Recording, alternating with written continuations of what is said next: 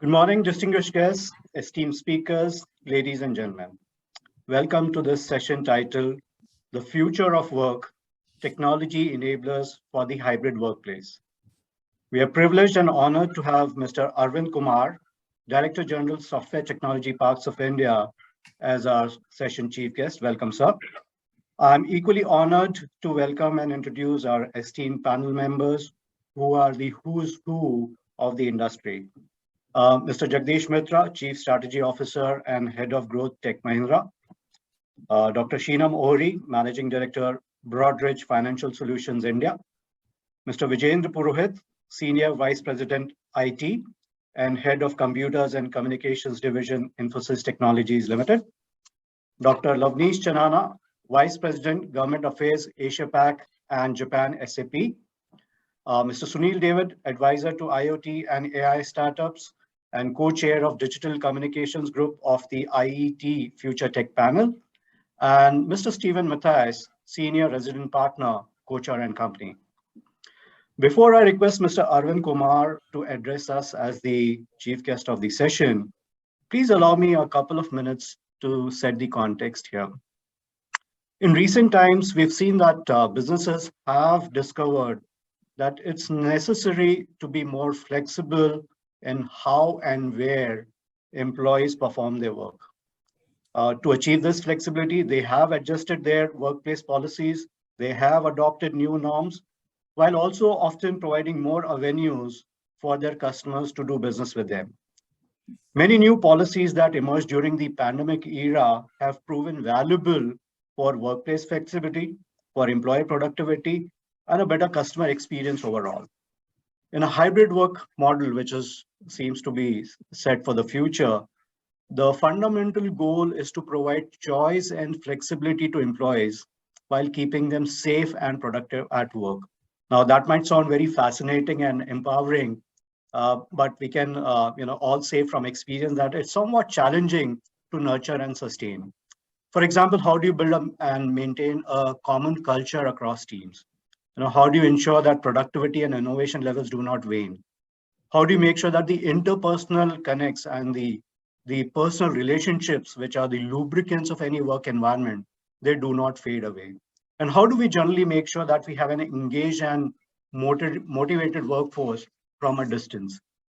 So recently, my company AT&T and a Dabur Corporation of the USA, we conducted a joint CXO survey titled The State of the Industry, Future of Work, to gain insights from the real senior executives regarding current and future work models, the challenges posed under new working models, and the technology accelerants that may be needed to aid the change in the way business is getting done, projecting out to 2024.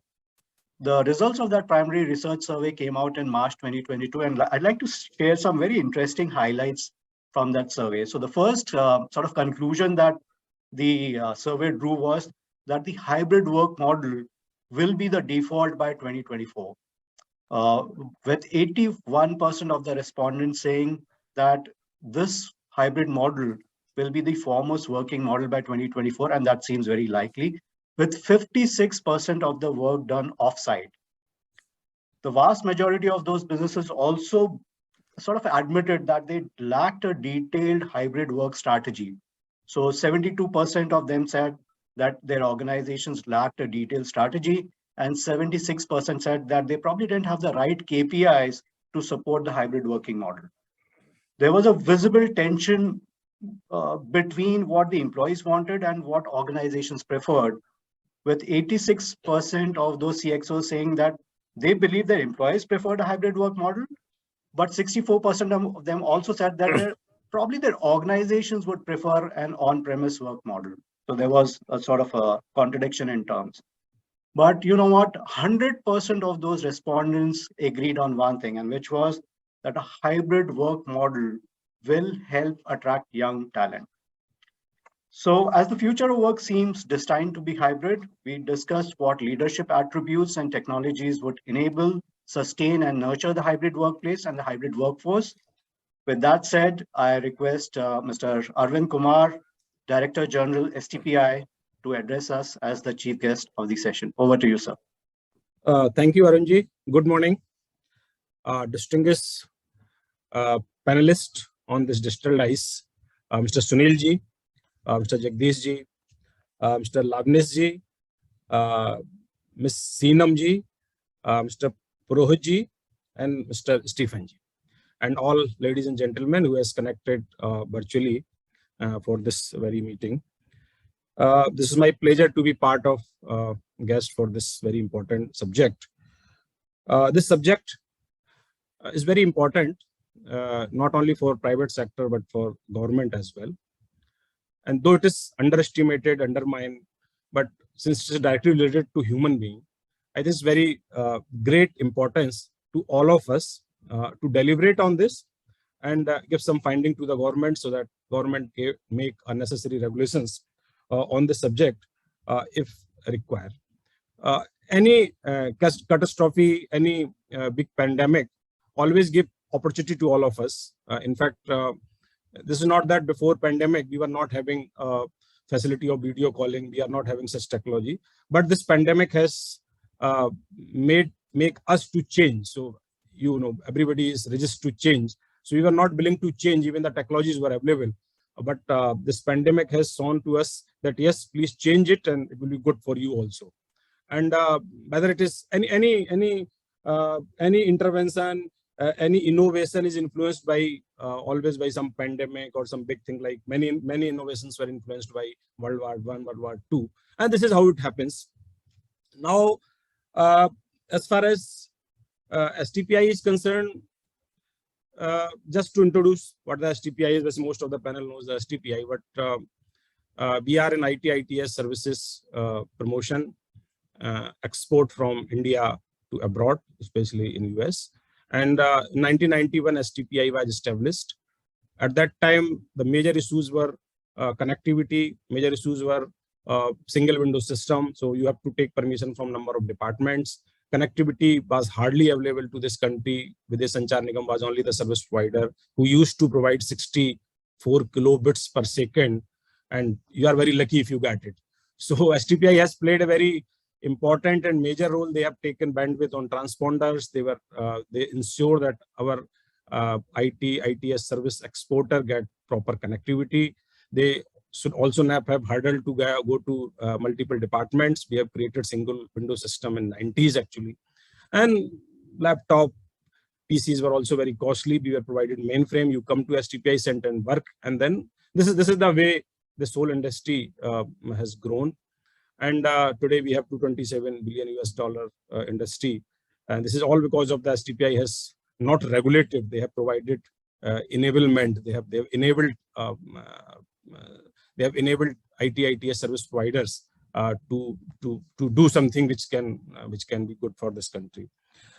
The best part of is this, that today, in fact, even today, we have good connection with US, and around 62% of the export from India for the software is being done to US.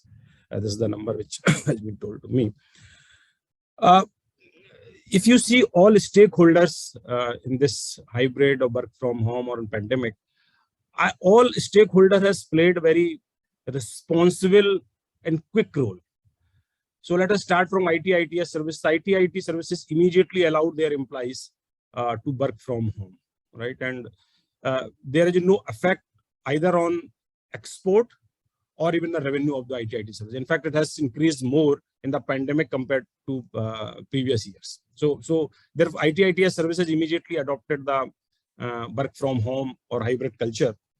And there was a immediately response from technology vendors. As we say from our childhood that necessity is the mother of innovation. So as soon as the problem came, people come with Zoom, people come with this BharatNet, this thing, that number of multiple video application came. So technology vendor has also immediately responded to the problem without much to this. And the best part is the telecom service provider, they have never checked their network, but they don't know what will happen. But generally data connection remains stable. They were able to manage it.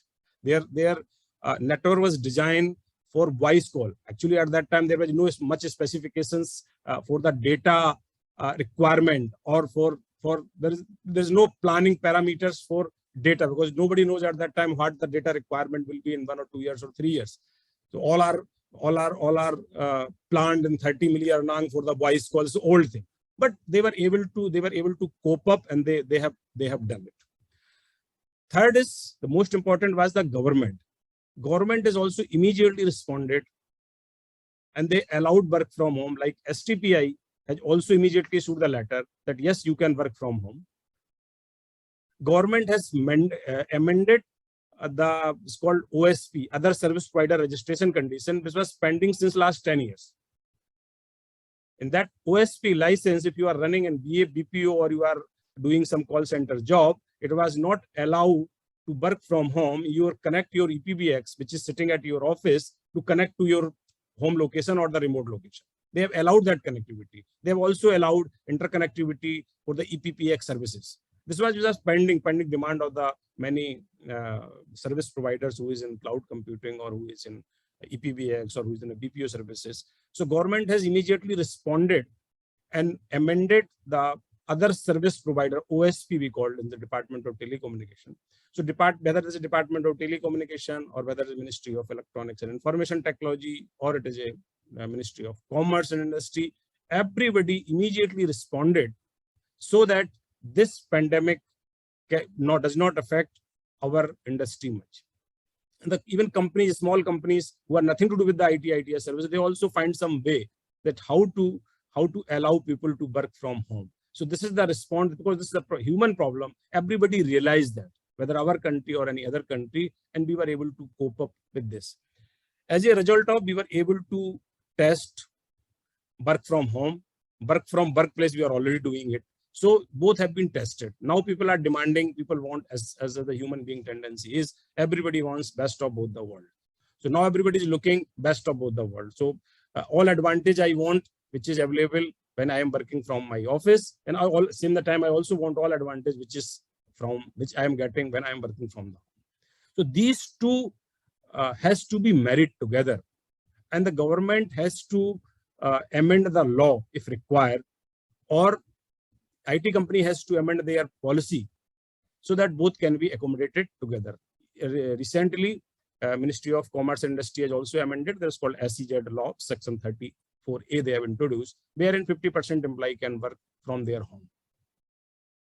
So government is responding. Government is completely realizing that yes, it is now norm, and we have to allow it. Second is, government has also now Department of Telecommunication, when it comes to 5G auction, they have done immediately. It used to take 2 years to 3 years for auction of the spectrum after TRA's recommendation. In 3.5 months, government has accepted recommendation, acted on it, and assigned to them.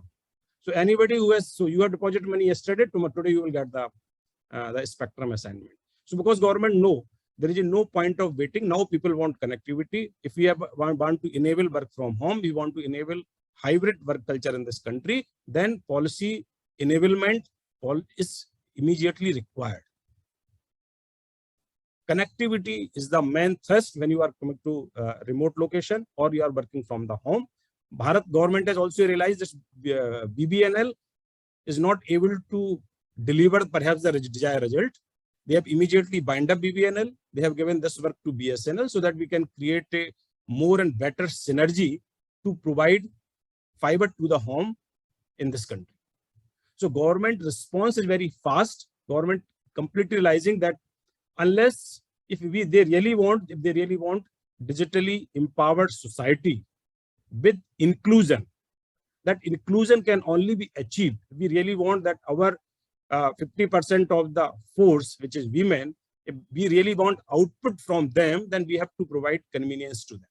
And that is possible with this hybrid model.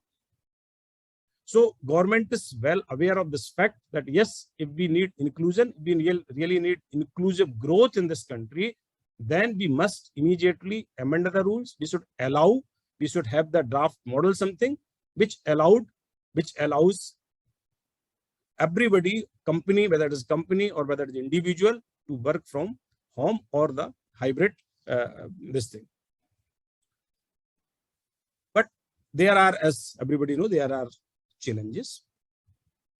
Challenges could be in the form of, and those challenges has to be either by technology or by trust. You can't change the DNA of everybody. You don't know who is doing what.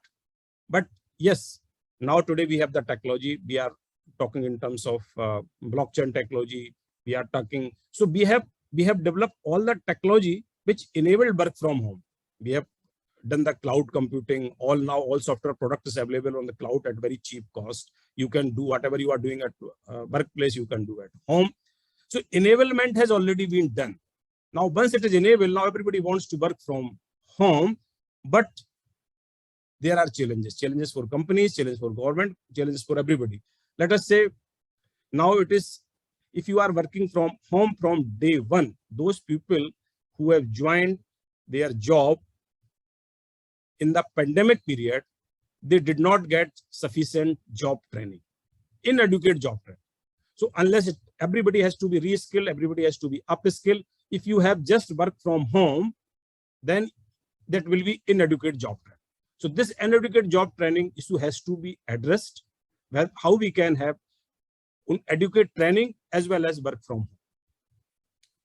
Second is, every employer has its own work culture.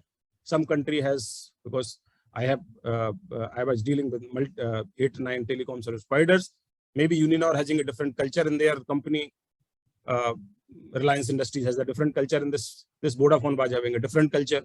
So adaptability to culture is also important. So everybody is working from home, then it's very difficult for them to understand culture of their company. They don't know whether we have to do recommendations of one of my colleague or my subordinate for transfer or not. They don't know our culture, how your managing director is going to react. You don't know. So unless you have worked with them, unless you have chat on tea, unless you have not talked to them on canteen, you don't know what is the work culture. Because something which comes from, something is not written, this comes from the culture. So employers' work culture has to be and their third is suboptimal work infrastructure, suboptimal infrastructure at your home. Because company, they want to save their cost. They are very happy. They are happy in the sense that is, I am able to save the cost because now no air conditioner is required and the space is also less is required. But at the same time, they are not facilitating them. They are not saying you take money from me for chair and table, you take money from one more room in your house, or you take the money for curtail so that your children cannot disturb you, or you take high speed bandwidth, I will pay to it. They may not be doing, or some companies may be doing. I'm not sure, but this is one thing which is companies has the obligation. They might have saved 100 rupees, but they have obligation to at least put 20 rupees so that they can create a good infrastructure at home, which is same as at the workplace. Technology has enabled it. There is a cloud. So everything is available on cloud, but technology cannot provide a separate room for discussion. Technology cannot provide high speed broadband connection may be available at your home, but somebody has to pay for that. So this is infrastructure has to be provided by the company. The third is risk of confidentiality. So I don't know whether technology can solve it, or there could be some other methods. Maybe whether you are able to make everything confidential when you are working within 4 walls of the company. You are more afraid of the things. When you are working at home, you are feeling little more freedom. So I don't know whether this risk of confidentiality has to be tackled, but it has to be tackled because this is very important for any company or for government. And third is which may be typical for developing countries, possibility of employees moonlighting. They may be working in some other company also. This possibility of moonlighting, I don't know whether it can be solved from the technology or it can be solved through trust. It can be by issuing some ethics rules, by training of ethical. You don't know, but everybody has its own kind of problem for the moonlighting. They may want to earn more money. They want to have whatever it is. So you can't change the DNA, as I said, over the night. So something has to be done that people are not involved in the moonlighting. Work, there may be some legal issues also, like we have 2000 Act, which is Women's Sexual Harassment Act 2013, which says sexual harassment happened at the workplace. I don't know whether home will be treated as a workplace or not. I don't know whether remote location will be treated as a home or not. So I think rules has to be changed in this regard. Whether this maternity leave, when somebody is working from home, maternity leave will considered part of it or not to be part of it. So I think industry should give work from home or hybrid. Both have maybe similar. What are the things which is required to be changed in the law? And government perhaps is more than willing to change it. And now they are bringing Digital India Act. If these changes are suggested as of now, because this may be the part of the Digital India Act itself, Digital India Act or rules governing from the Digital India Act or regulation through Digital India Act, but there could be some enabling provision in the Digital India Act, wherein when somebody is working from home or somebody is in the hybrid mode, those laws which were made after a lot of research for the workplace, then those can be extended when somebody is working from home or somebody working from the remote location. Government is more than willing. Government is coming very forward. Now this government is very fast. We are working very, they are acting very fast on any issue. We are working on new data center policy. We are bringing very soon Digital India Act and so many other things which government is working on that. But I'm sure that this is the only model, as you said, your data also suggests that this is the only model which is more sustainable, futuristic, provides really convert into digital empowered society, and really bring inclusion in this country, which is actually always said by our Honorable Prime Minister. Thank you very much. Thank you so much. Thank you for your great insights. I think you covered a lot of ground in a very short time. You know, policy, infrastructure, technology, culture, practical issues, trust factors, company HR policies. You know, it's quite a multi-dimensional topic. And thank you for highlighting some of those important points. And you know, always thankful to STPI for being the advocate for the industry. And thank you for your leadership in that, sir. Thank you so much. So with that, let's move to the panel discussion. And let me start the panel discussion by turning to Mr. Jagdish Mitra. Mr. Mitra, it would appear that the hybrid workplace and the hybrid workforce are here to stay, it seems. So in that context, what does hybrid leadership really mean to you? And secondly, what leadership pivots are necessary, in your opinion, to be an effective hybrid leader? Over to you, sir.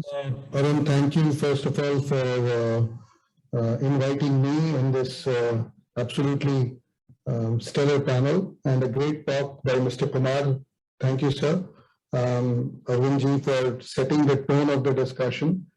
I think, you know, Arun, before I answer what kind of leadership, I think we probably want to understand what environment we're going to be, because leadership changes with environments as we do, right? You know, we are a cricket crazy nation, so pardon me to draw out analogies in cricket. So, you know, we had major discussions about what should be a T20 leader look like versus what should be a test captain look like. And that debate never ends, especially after, you know, a little bit of a, you know, a performance situation last week. But the whole conversation therefore has to be seen in context of what is changing. We are going through a humongous amount of transformation. Mr. Kumar talked about and the opportunity of technology and the opportunity for people to be able to adopt technology to deliver hybrid work and the leadership around it.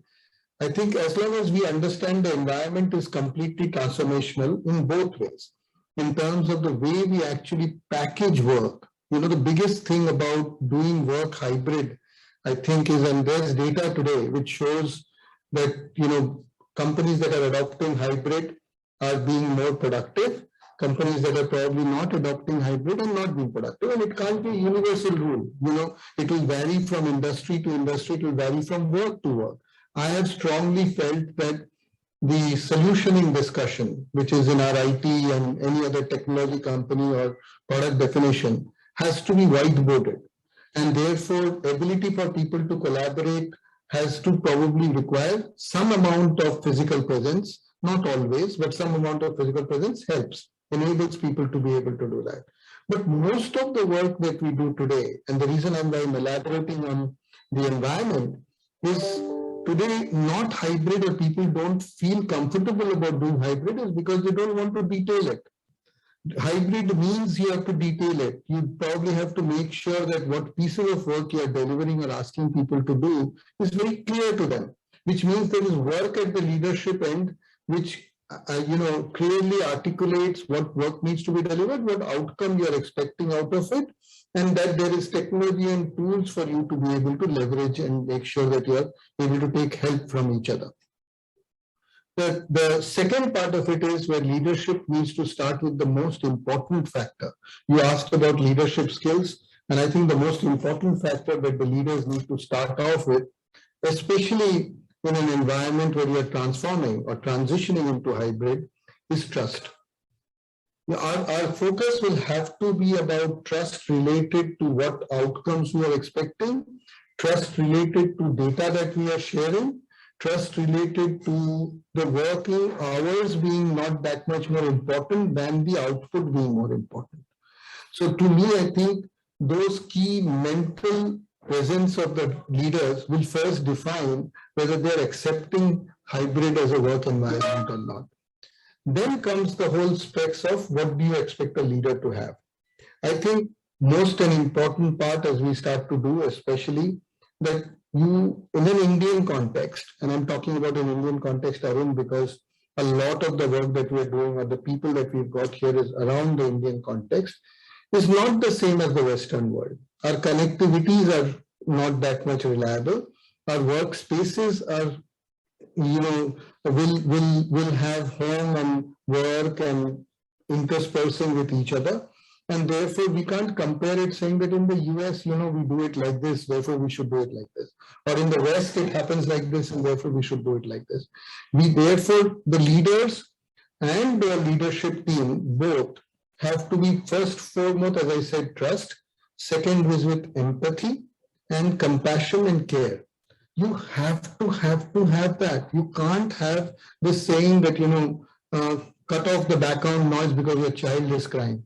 Unfortunately, that's how we are in a situation. Our homes are not the same as homes in the US, and our network connectivity is not the same as the network connectivity that you get in the US or any other part. It will get better. You and I both are in the similar kind of business, but obviously the demand and scale at which it is operating is very different. So first is that. Second is hybrid communication. And therefore, it's important we establish new communication methods of talking to our leadership teams and our associates and our team members. What is hybrid communication? Hybrid communication expects you to be very clear in your asks are, in your way you are expecting the teams to deliver what you're expecting to deliver, and structured environments where people can come together and have a conversation with you about what problem points they're expecting to resolve. And those are issues, because remember, there's no one that you can go into a room or tap at the back and so on and so forth. What is that equivalent of an hybrid communication? But it has to be structured. So people who are doing the work and who are expecting the work to be delivered are both in sync, saying X amount of time is allocated to discuss these things together. Third is flexibility and equity in the workplace. You've got to have leaders who have not reduced biases and promote fairness of a balanced hybrid workplace, right? That's a critical part of driving this. And one area that I think I will expect technology to solve a lot more than what it is doing now is the whole network building part, which, one of the things that people have come back, and honestly speaking, Arun, I have definitely missed going back to work. And the only reason I've missed back to work is two things. One, that network of meeting people and talking to them does not happen in a hybrid environment. So I'm assuming we will allow technology to allow us to do that. And the other challenge that hybrid leadership and hybrid work leadership has to take into account is that you've got to allow people to be less transactional.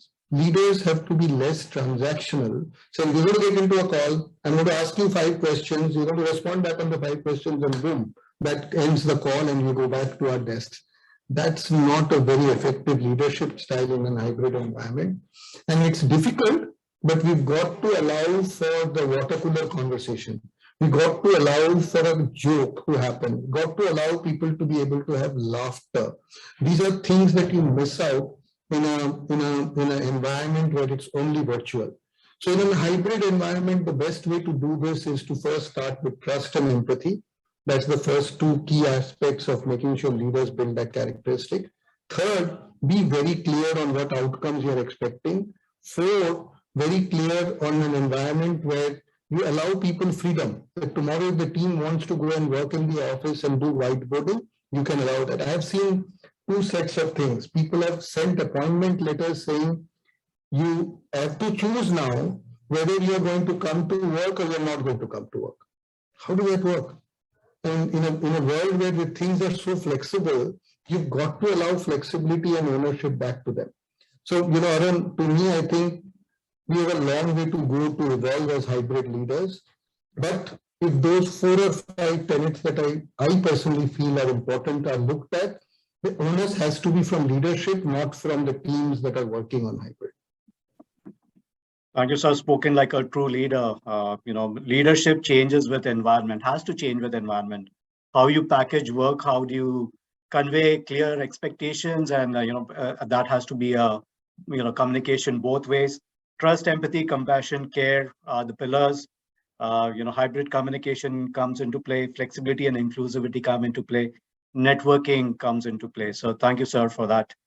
Let me now turn to Dr. Sheena Ori.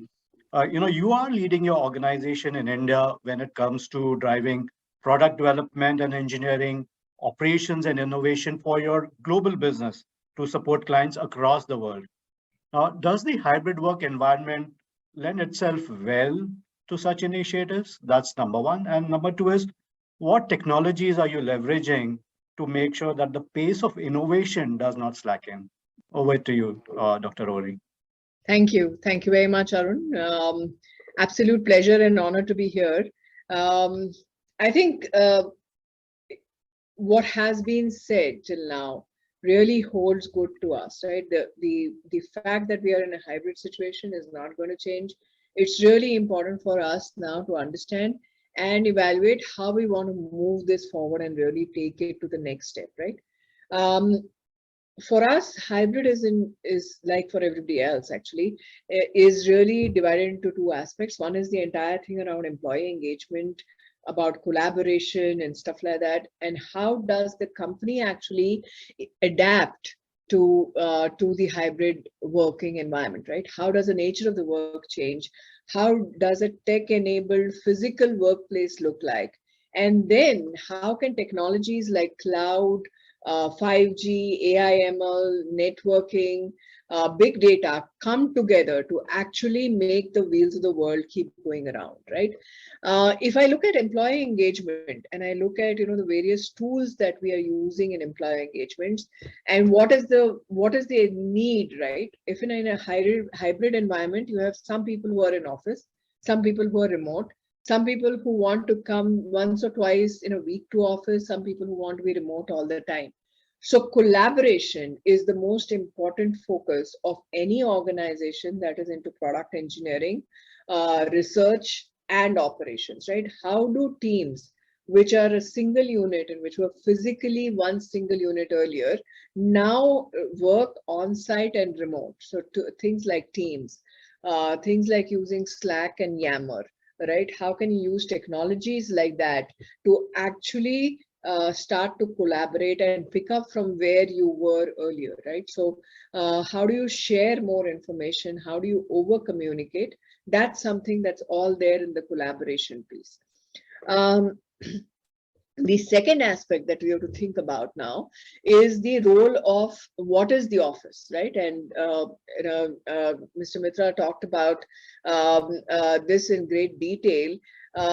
Is this coming to office physically or sitting at home, right? So how do you merge environments? How do you ensure that employees are able to be productive from a technology piece, and I'll come to that in a little later in my talk. The other things are, when we started to get into the COVID environment and the pandemic environment, people would, get up, start working, end working, go to bed, right? So how do you ensure that when you're sitting at home, you're still being able to take a break and you have that work-life balance? And the last bit that may not be so much pandemic, but really is the future of the workplaces, that our lifespans are increasing. So our ability to work is going to be much higher than the classic 58 or 60 years when we retire. We'll need to work for much longer if we're going to be living till a 95 and 100 as is being predicted. New people coming in, old people still staying in. How do you ensure that technology actually binds multi-generational differences is really important.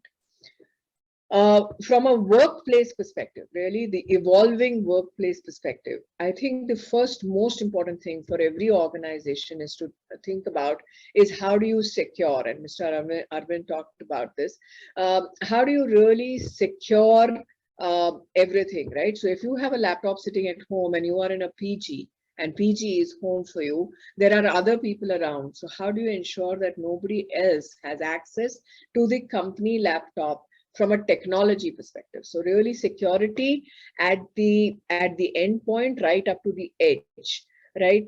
Ensuring that you have the right amount of network where you can be connected securely, connected in a fast manner, connected in a manner that you don't think you are at home, but you have the same seamless access from there.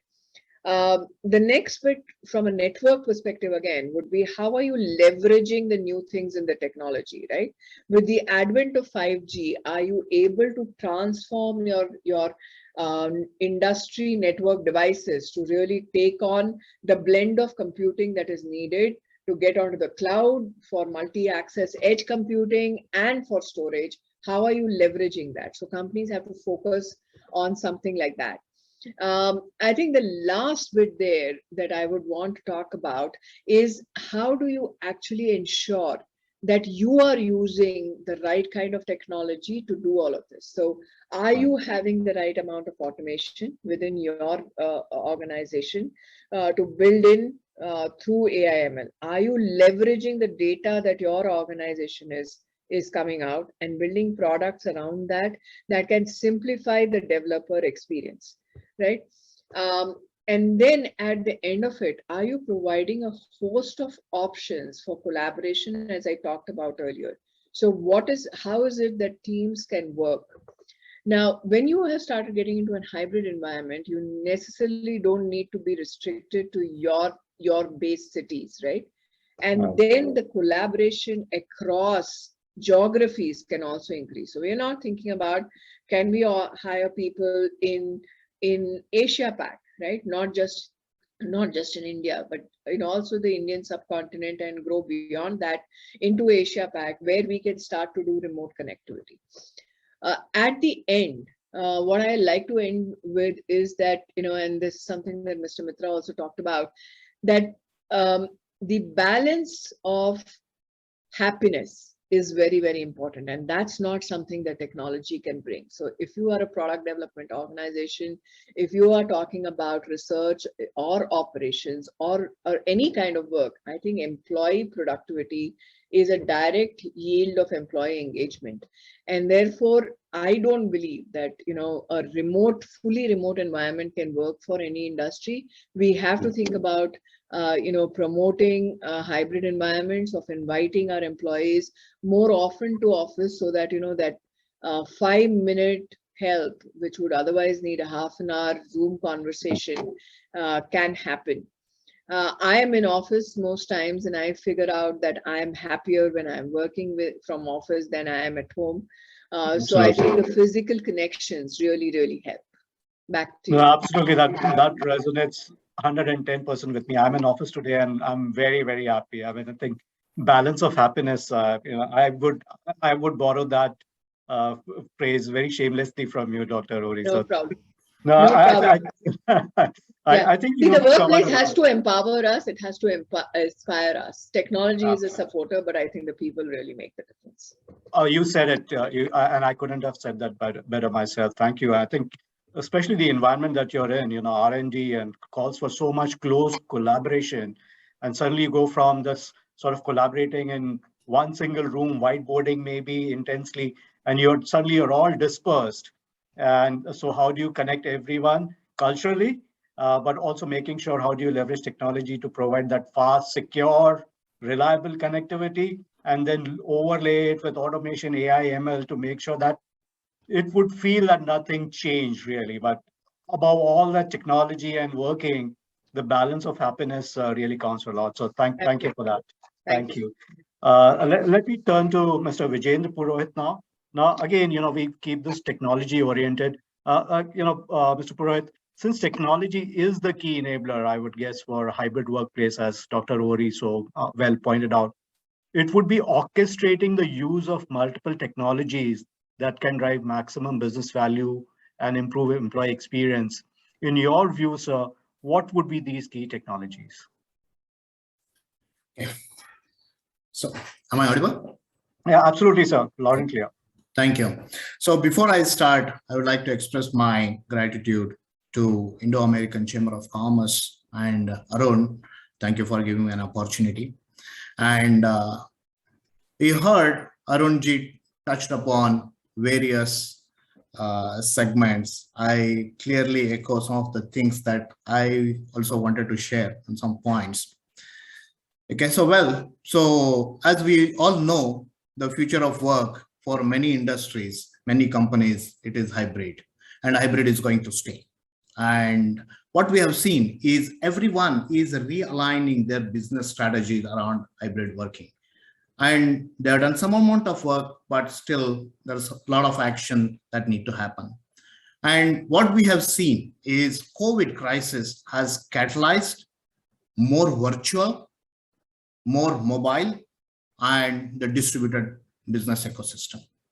So while we say that pandemic has accelerated digital transformation of the business, but at the same time, there are a lot of areas that where we need to address as well. Today, we are talking about we being the digital nodes in a digital mesh, right? So it is very much essential that technology is the key enabler for the success of hybrid. And it is essential that companies need to reimagine and focus on the right technologies and in the right areas. So let me call upon the 4 strategic areas. The first, I think we heard it earlier, reimagine your business over the new digital backbone. We talked about, even Arvindji talked about, and Sheena also talked about, basically, internet is the new backbone of your business. And second thing is reimagine your business over cloud technologies. Invest in cloud technologies not only to derive the maximum value, but also the resiliency. And the third one is reimagine the digital experience. Data is the new oil. And like I talked about, we are the digital nodes in the digital mesh. How do we derive the best business value? And last but not the least is reimagine the cybersecurity strategy. With the accelerating digital transformation, there is always a greater exposure and more cyber risks. Now, let me double click on reimagine your business experience over new digital backbone. Why it is essential that the secure, reliable, and high-speed backbone is critical for the best experience. So when we look at the business scenarios, campuses are borderless today. And like that, the networks are borderless. The boundaries are blurred. Employees are working from anywhere, and the workplace has become your collaboration space. And as we have seen, the network and security bubble follows you. That means the security is associated with your identity. So the business premises have become really flexible, and the new concepts like the hoteling concepts and things like that, they are really emerging because ultimately what it matters most is the buy-in from your customers and the way that how the networks are flexible and how the networks are secure. And there's a lot of expectation that has already gone in with respect to 5G. Work anywhere is going to stay. We have seen the way, as per the recent survey, that out of 4.9 billion people who use internet globally, 658 million people are from India. In India, or at least in some segments, what we have seen, the convergence of internet at home, right, for high-speed fiber has propelled not only the business, but also in the internet communication and the media sectors. But the same best experience is required all over. The networks today are context aware and the networks are software defined. So finally, it is the employee experience, the productivity, and the business benefits that matter the most, the hybrid. The second, let me talk about how are we reimagining our business over cloud technologies. Again, Arvind ji talked about the way that how the cloud providers, technology providers, telecom and internet service providers, they're converging like never before and coming up with technology-led innovative models and service offerings to reach the corporate segments and consumers. The ecosystem has been going through massive dramatic shifts, and the business ecosystem is influenced by the data privacy, regulation, and the law of the land. We briefly talked about how the regulatory norms and the OSP has actually helped business to provide flexibility to the employees. The transformation of the network and security in the cloud is the basic foundation for enterprises to look at avenues for multiple things.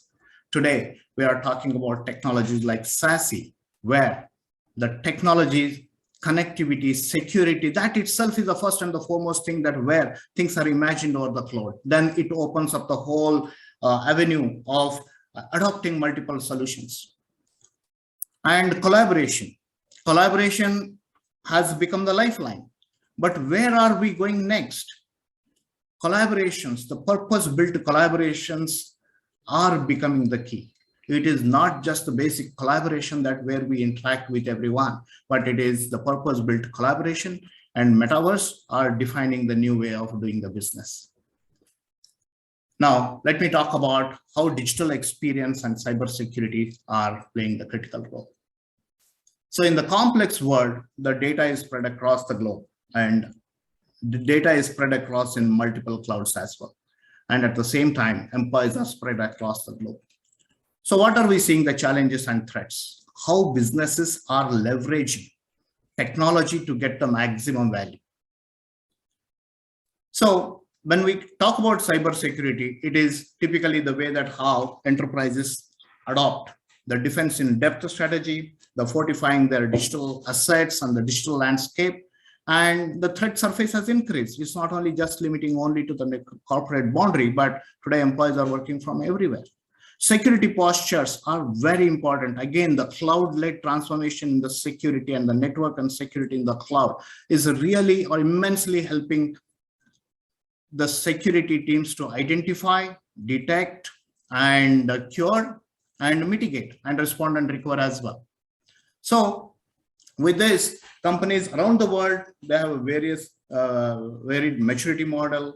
People are adopting niche cyber technologies, and employees and the corporates, they're using zero trust security models, and they are driving their security differently.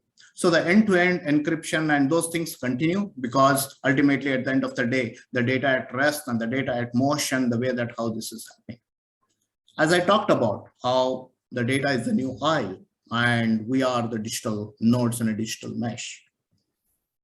Enterprises really looking at the entire AI ML capabilities to derive decisions based on their telemetry. This information is really helping them to feed it back and enhance the employee experience in an amazing way, and simplify operations and even derive the compliance as well. Right. So with this closing note, it is truly exciting to see all these technologies converging for the better future. And I strongly believe that hybrid and the future of working will be an incredible success. With this, I will pause Arun, I'll hand over the baton to you. That, Thank you that so was much. wonderful. So, I mean, thank you for all the details. Digital nodes in a digital mesh. That's interesting. And along 4 pillars: reimagining your business for the digital backbone, reimagining your business for cloud technology, for digital transformation, digital technologies, and the digital experience, and finally wrapping up with the cybersecurity strategy, and where networks and security are really converging, and the SASE architecture is emerging. So thank you, sir, for that. Uh, Turning to Dr. Lavnish Rana, a hybrid work environment possibly calls for higher levels of digital skills from what we've been hearing from other speakers. And you've been instrumental in building the industry academia connect to drive digital skilling programs for the youth. So based on your experience, Doctor, what specific digital technologies or areas would you advise need greater focus for skill development to sustain the hybrid work environment? Over to you, sir. Thank you very much, Arun, and indeed a pleasure to be in the company of such esteemed panelists, and thank you for inviting me. Now, let me structure the response in 3 parts. One, what is this hybrid culture that calls for enhancement of skills? What exactly is the specific relevance of the hybrid culture in terms of skill? Second, to answer your question directly, what are the skills requirements that people would need at different stages, whether it's leadership, employees, the talent pipeline, what exactly do we need? And third, how can we manage that as a program in terms of ensuring that these skills are in continuous availability into the ecosystem per se. Now, when we talk about, and I just want to add one word to the conversation on the hybrid, that's flexibility. Now, when I'm talking about flexibility, I'm talking about flexible location. And in sectors like us, where we operate, there is also the flexibility of time in terms of putting in, and also the flexibility around the workspace, even if you go where. So the 3 pillars of flexibility that are evolving is flexibility in location, flexibility around time, and flexibility around workspace. Now, and at the same time, we all of us have said, and we appreciate that everybody will not be hybrid and flexible, and it will be determined by the business context. So customers may ask you for being present physically, the team context in terms of psychological safety of team members, the role that you are in, and infrastructure. And then there could be a third thing, that is personal preferences. So some people do prefer going to office, the hygiene of using it, the infrastructure availability at home. So there will be a variety of mix as we continue. Now, in terms of skill set, I don't think the hybrid work environment has brought a real change to the domain level skill environment that was required. So still, in terms of, and I can talk about technology skills, we have been looking at skill shortages, lack of skill availability in areas like cybersecurity, AI, blockchain, and stuff. And we did a survey wherein we found only 21% people said that if they need a resource in blockchain, they get that. So that continues. That has not been altered much. Maybe we need to add a few elements to that as in terms of the talent pipeline as it comes to. For example, the attraction of the talent pipeline to my hybrid kind of a culture will not be only domain centric. I can get them through. Now employees are attracted to more sustainable organizations. So one area of my input to the talent pipeline could be digital for sustainability. So that's where people may look at more looking at me. So those have changed. When it comes to the employee level, who are my existing employees, I think what we have done fantastically well is to create the hybrid working infrastructure. Maybe now is the time that we are maturing, is to take it to the next level of integrating there are 3 types of technologies that I'm talking about. One obviously is the compliance related technology. So people should be concerned about privacy. People should be concerned about security. They should not be sharing the team pass. So that cultural skill orientation from a compliance perspective has to come. Second is from the productivity perspective. So we have done enough of Microsoft Teams. We have done enough of Zooms. Now, how do we integrate a team and a planner to ensure that the dashboard actually works? That is something as the next level of additional input that I would like the existing employees to give.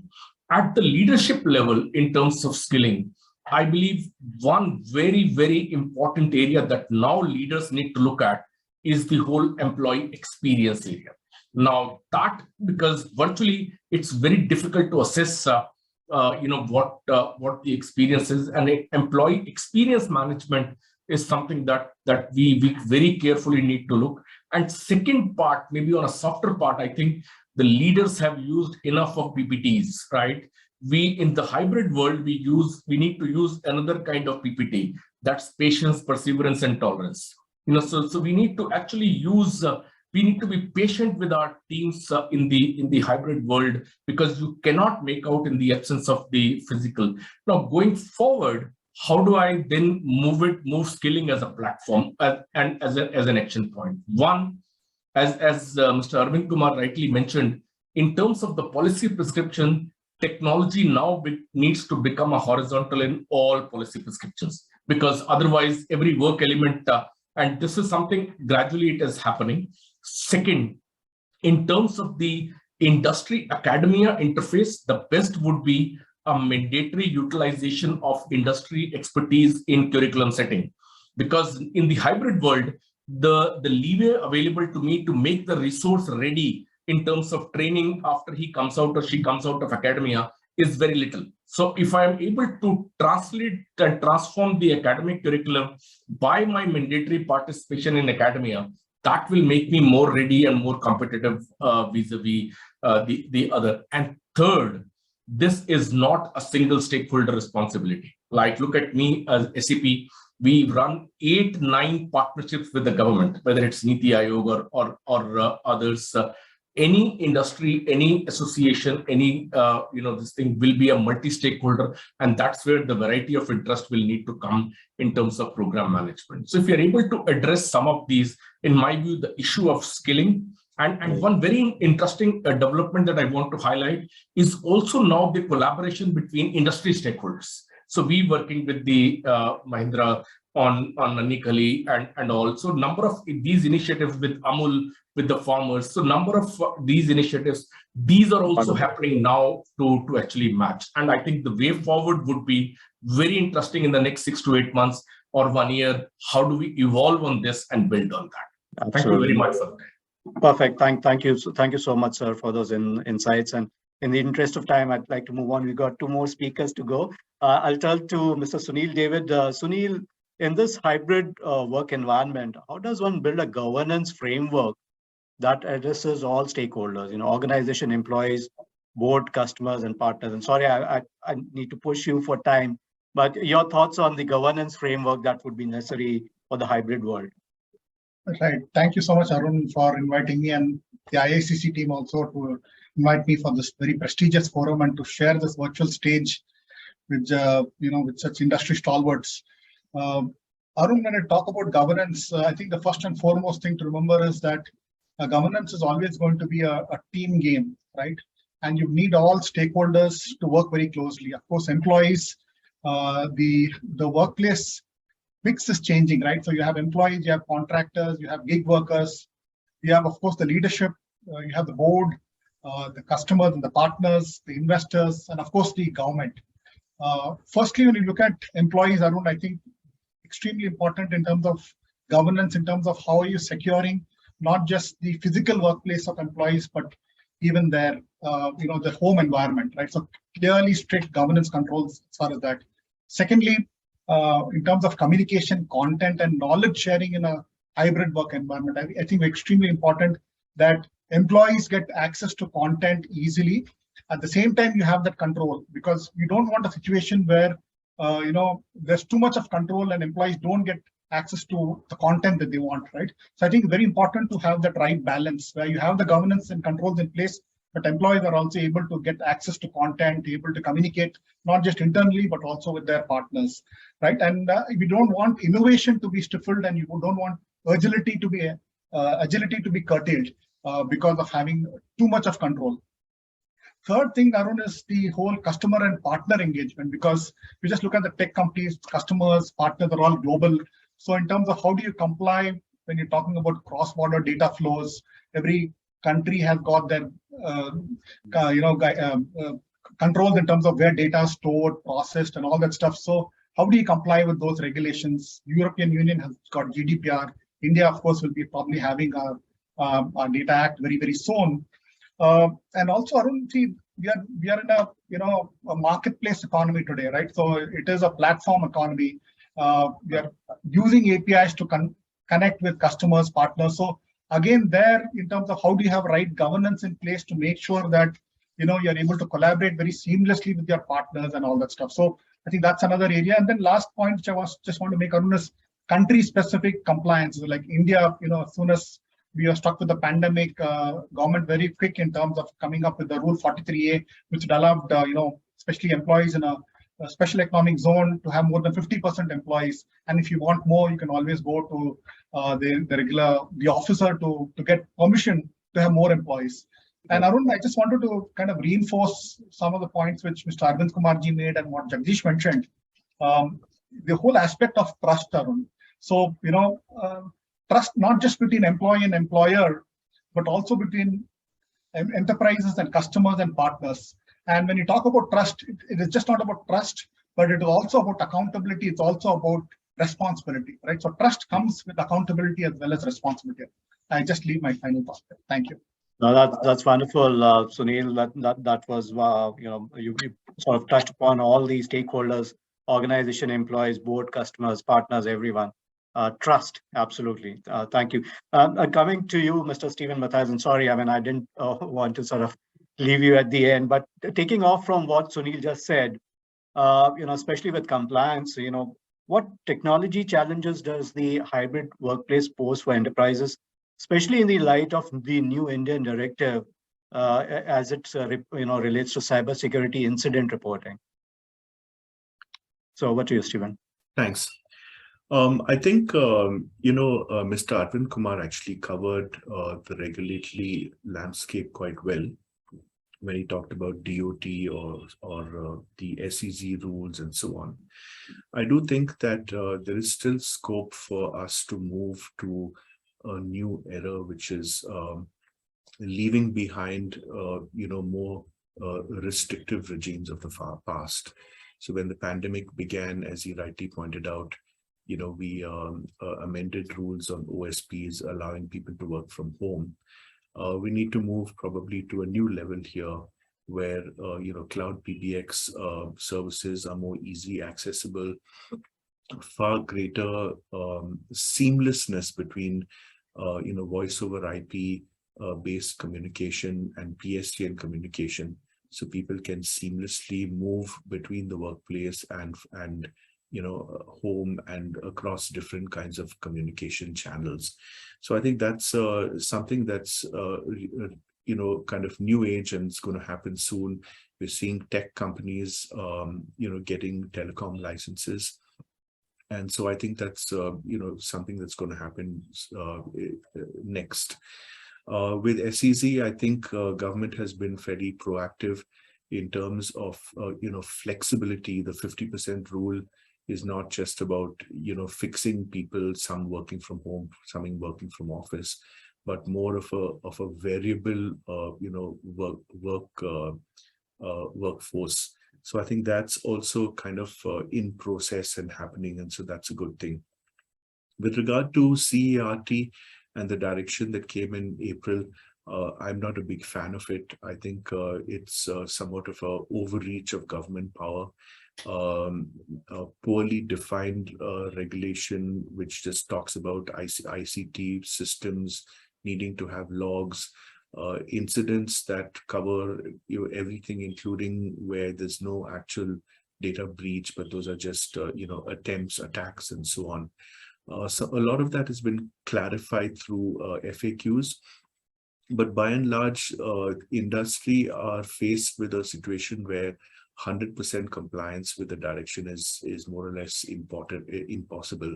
So one has to adopt a more practical and risk-based approach, which I think is really not ideal in today's environment. And I do think the approach taken there is not ideal at all. We have privacy regulation on the anvil. The draft has been taken back and is being rewritten. I did feel that, again, there was huge government power overreach in the privacy regulation. It was far too onerous. So re-looking that and making it a far easier statute to comply with, particularly for small and medium enterprises. Often government regulation is focused on, the big multinational players like a Facebook or a Google. But the effect is, big companies have the resources and the money to, comply. It's the smaller companies that struggle more with compliance. Sure. And data localization particularly makes it harder for SMEs to, access cloud-based services that are located outside India and which are basically worldwide offerings. We do have proposals for new IT laws. My belief is the focus there is more on regulation of content. I personally believe we are going in a different direction from the rest of the world in terms of trying to gain greater control over content. I hope it will not be so, and we'll have to see what's the actual text of those new laws. Finally, I would say in the workplace for organizations, one is to reorient one's code of conduct and the way one, employees and management interact with each other, because we have this hybrid model. We did see in this, sexual harassment space, the challenge of whether someone working from home, harassment taking place over video calls, is that covered by the law or not? But I think new ways of working relate to new conduct related issues, and possibly new codes of conduct needing to be drafted and worked on and implemented. So that's by and large a quick kind of summary of what I see are the major regulatory issues in this new hybrid environment. No, thank you so much, Mr. Stephen Matthias, for casting a light on some of the very practical challenges, especially when it comes to compliance and directives. I know we as an industry, all of us are sort of muddling through that as we speak. I think muddling is the word. But absolutely, you are spot on with some of those comments. So thank you for that. With that, esteemed guests and panelists, thank you so much for this wonderfully enlightening session. Sorry, my time management wasn't too good, so my apologies for that. I should have managed time better, but nevertheless, thank you all, Mr. Arvind Kumar, Mr. Jagdish Mitra, Dr. Sheena Mori, Mr. Vijayendra Purohit, Dr. Lavnish Chanana, Mr. Sunil David, and Mr. Stephen Matthias. Thank you so much. I was so grateful. Thank you. With that, I return you back to the studios. Thank you.